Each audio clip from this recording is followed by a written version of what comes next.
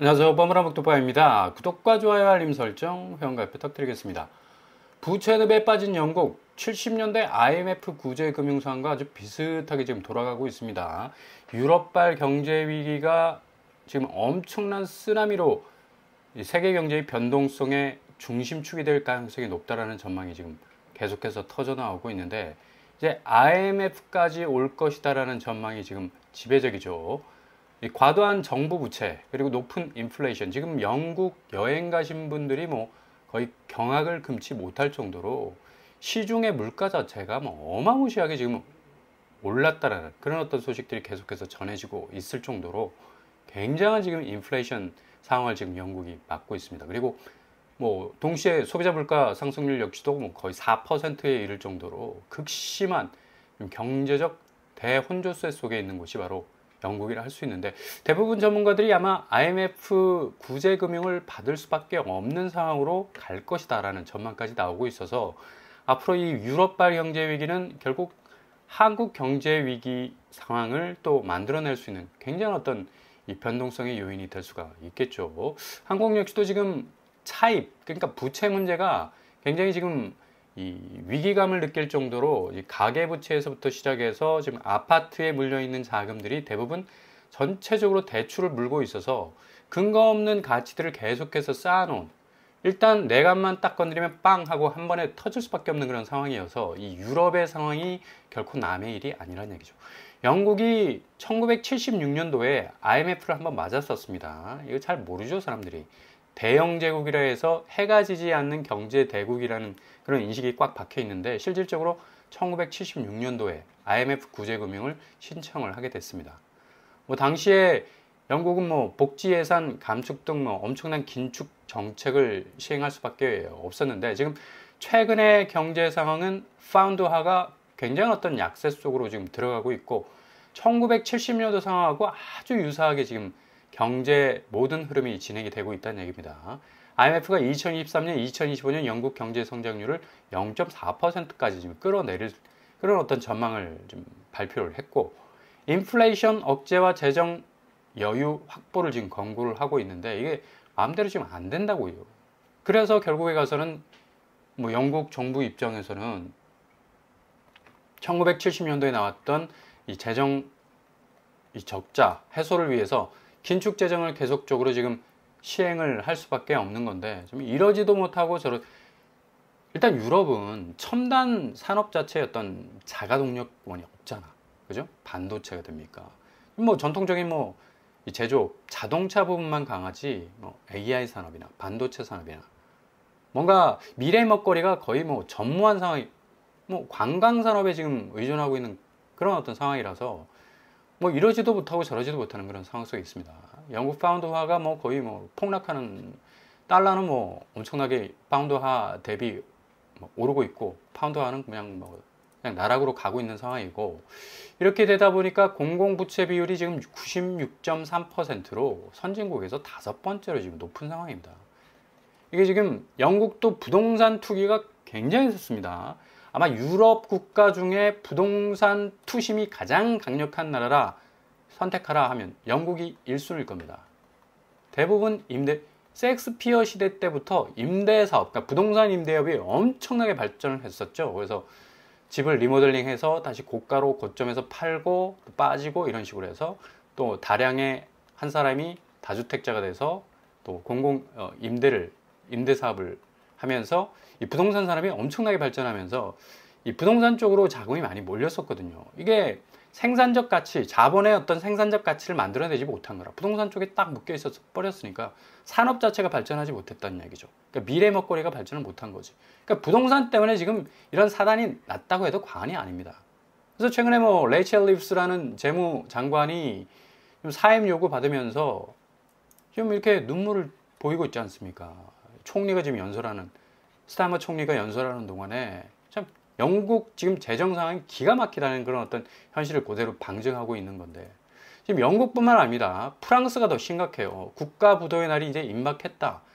그런 전망이 지금 나오고 있는데, 영국과 함께 부채 위기 유럽 전역으로 번질 가능성이 아주 높아졌어요. 그래서 지금 뭐 강남권 마용성 아파트 부쩍부쩍 오를 것이고 상승세 더 할 것이고 앞으로 더 뭐 하반기 되면 뭐 서울 집값은 최고가를 웃기지 말라고 그래. 결국에 가서는 유럽 재정 위기는 다 뭐에서 비롯됐다? 부동산에서 비롯됐기 때문에 지금 한국 이 부동산 시장에서의 어떤 이 우상향적 이 전망들은 죄다 한꺼번에 붕괴될 수 있는 그런 위기 상황 속에 있다. 지금 프랑스가 정부 붕괴까지 지금 뭐 전망을 하고 있는데 주식 채권이 지금 폭락하고 있죠. 총리가 뭐 어렵사리 지금 이렇게 재정 끌고 가다가는 나라가 망하게 생겼으니까 긴축 재정 정책을 발표를 했습니다. 근데 뭐 워낙에 반발이 심했기 때문에 뭐 엄청난 이 불확실성에 지금 이 상황 속에 처해 있었고, 이 바이르 프랑스 총리가 뭐 예상 외에 엄청난 긴축 재정을 발표를 함과 동시에 뭐 재정 절감 발표를 하면서 뭐 거의 정치적 입지가 흔들거릴 정도로 해산 위기에 몰린 그런 어떤 프랑스 정부 상황입니다. 그러니까 경제도 어려워, 지금 정치도 불안정해. 이 두 쌍두마차가 지금 프랑스 자체의 어떤 근본적 경제 기조의 중심추를 완전히 지금 망가뜨리고 있다는 얘기입니다. 프랑스 지수가 지금 이것 때문에 2% 하락했습니다. 깨끗 40이 거의 뭐 폭락을 했죠.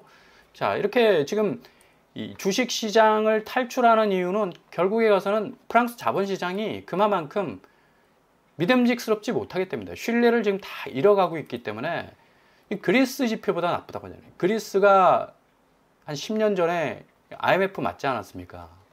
그죠?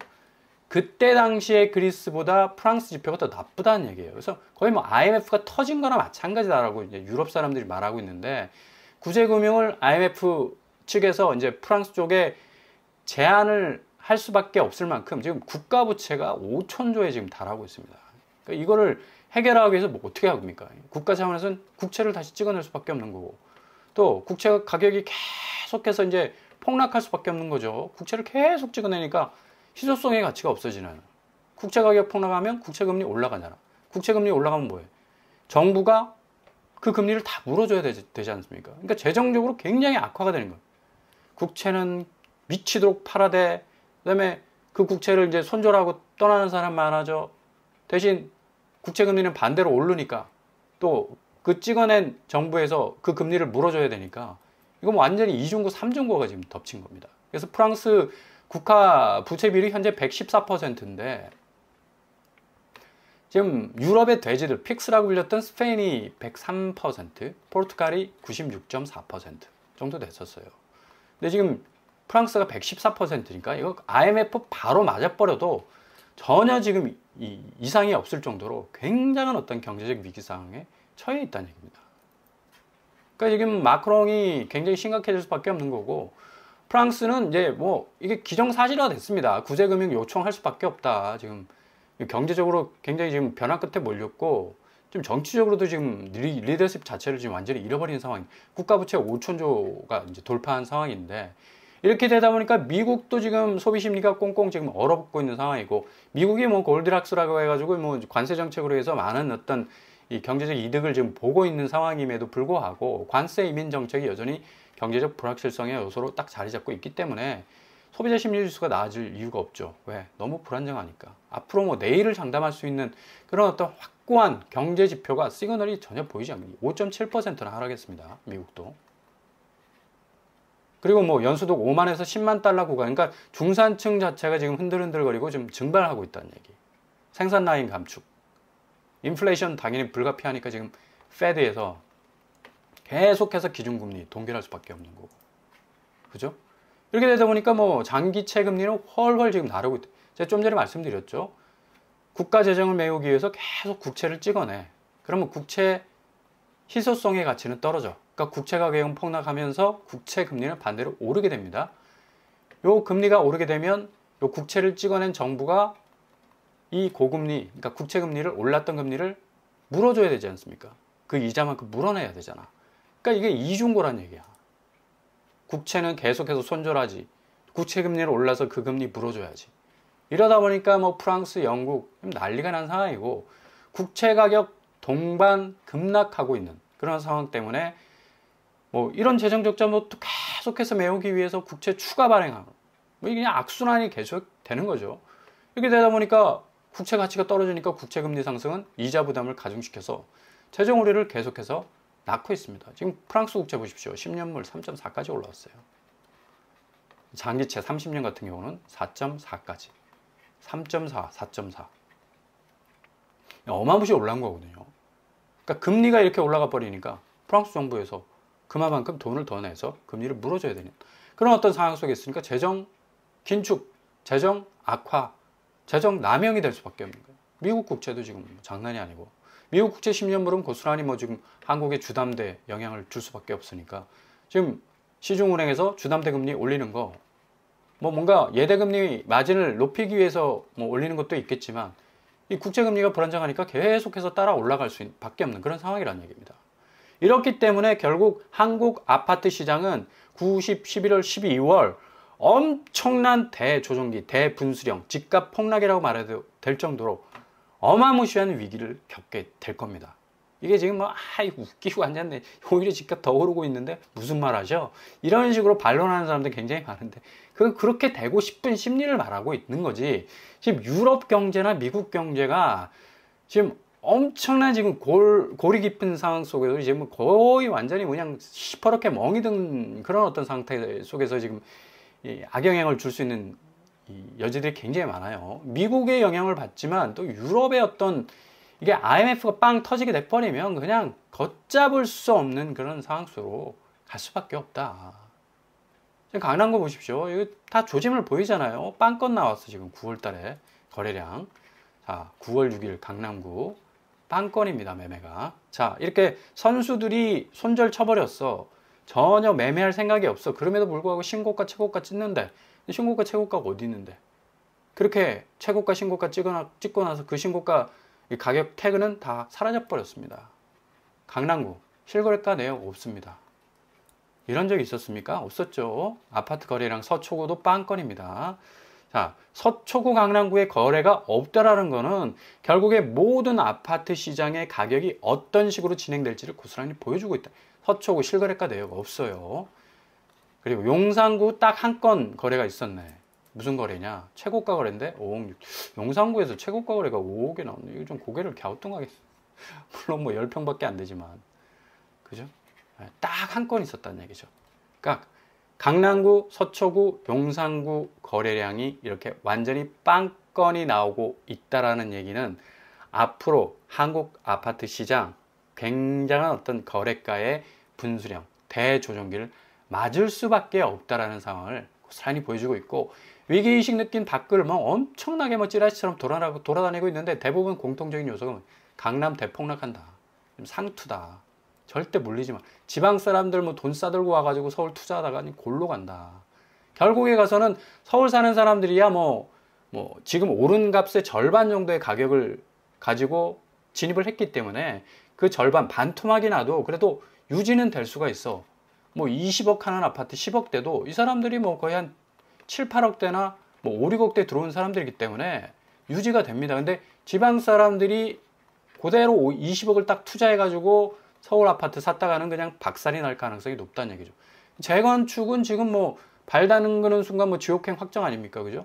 지금 건설업 자체가 완전히 지금 위축돼 있는 상황인데 이거 계속해서 추가 분담금 뭐 천문학적으로 올라갈 가능성이 높아요. 공사하기 일이 계속적으로 뭐 연기가 될 수 있을 가능성이 높기 때문에 그럼에도 불구하고 지금 영끌 비투 총동원 가계비 역대 최대 좀 찍고 있습니다.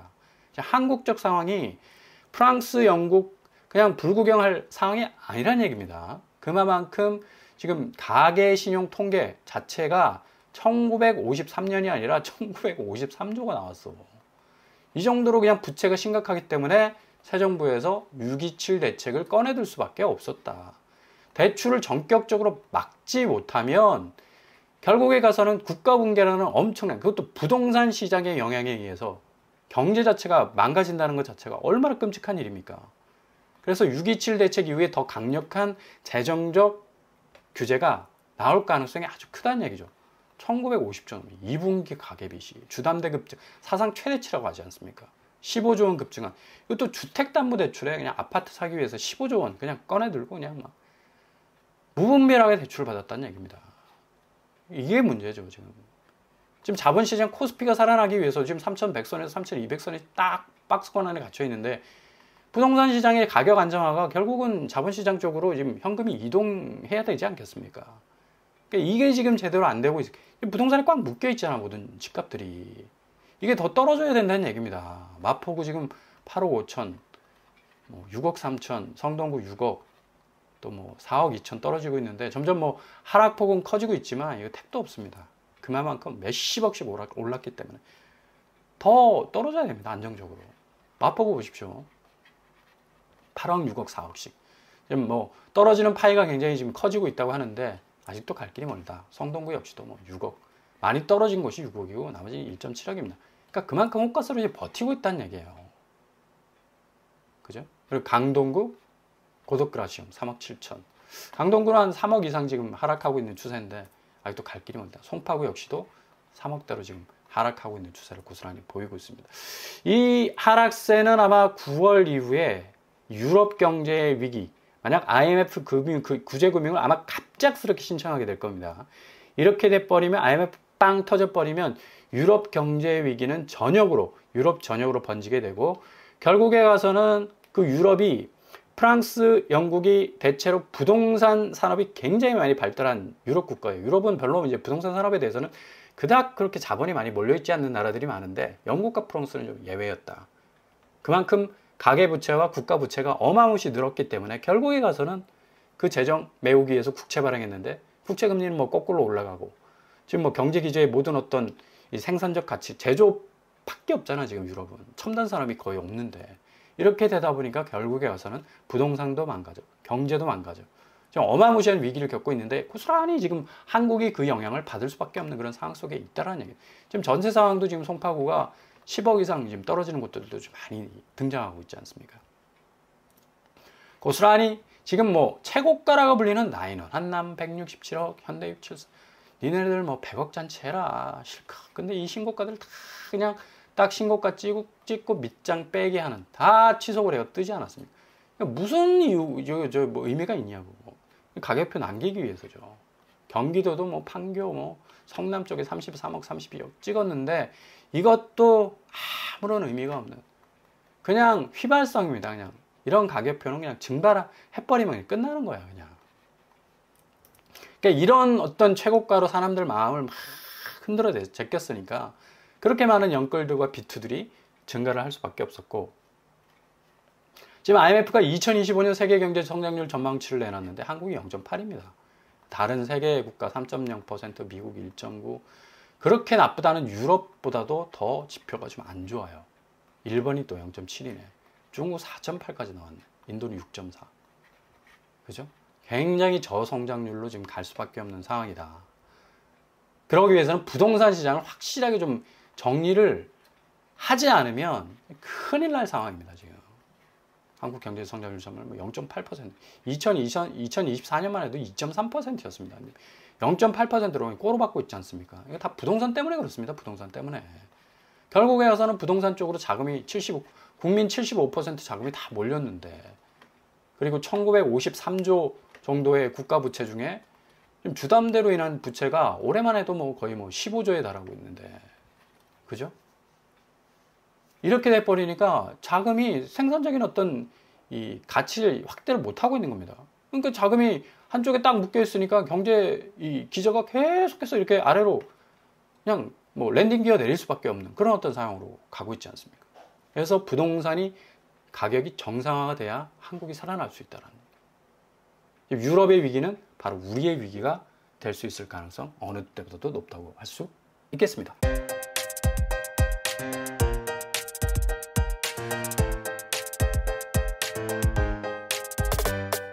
오늘의 부동산 캐릭터죠. 지금 유럽 위기가 IMF 터지면서 상당히 미국 경제에 돌아서 또 한국 경제에 타격을 줄 가능성이 높습니다. 어느 때보다도 세계 경제 대위기가 올 가능성이 하반기에 높다.